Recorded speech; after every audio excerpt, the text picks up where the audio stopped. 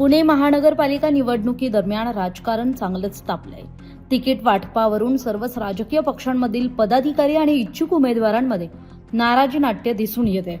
मागील अनेक वर्षांपासून केलेल्या मेहनतीवर पाणी फिरल्यामुळे आणि पक्षानं ऐनवेळी तिकीट कापल्यामुळे अनेक जण नाराज झालेत आणि ते आता आपापल्या पद्धतीनं राग व्यक्त करतात।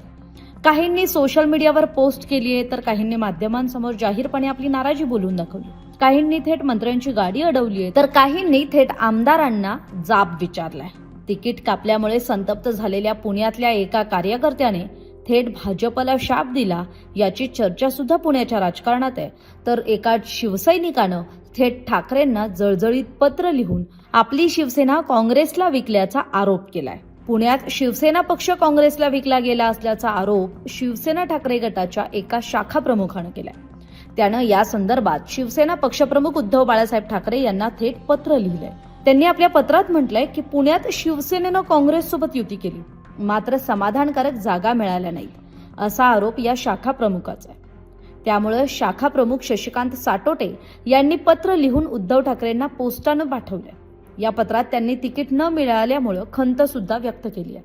त्यांनी आपल्या पत्रात काय म्हटलंय पाहूयात। प्रति माननीय उद्धव बाळासाहेब ठाकरे, पक्षप्रमुख शिवसेना तथा माजी मुख्यमंत्री महाराष्ट्र राज्य।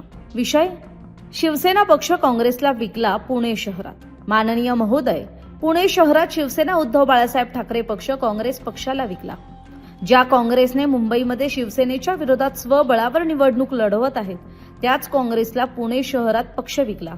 स्वाभिमान घाण टाकला। शोकांतिका। एकनिष्ठ व सच्चा शिवसैनिक शशिकांत साटोटे। असं पत्र वडगाव शेरी मतदारसंघातले शाखा प्रमुख शशिकांत साटोटे यांनी उद्धव ठाकरेंना लिहिलंय। त्यामुळे आता त्यांच्या या पत्राची राजकीय वर्तुळात चर्चा सुरू झाली आहे। महाराष्ट्रातील सर्व बातम्यांचे विश्वासार्ह व्यासपीठ, सकाळच्या सर्व सोशल मीडिया प्लॅटफॉर्मला लाईक, फॉलो आणि सबस्क्राईब करा। तसंच सर्व नोटिफिकेशनसाठी बेल आयकॉन प्रेस करायला विसरू नका।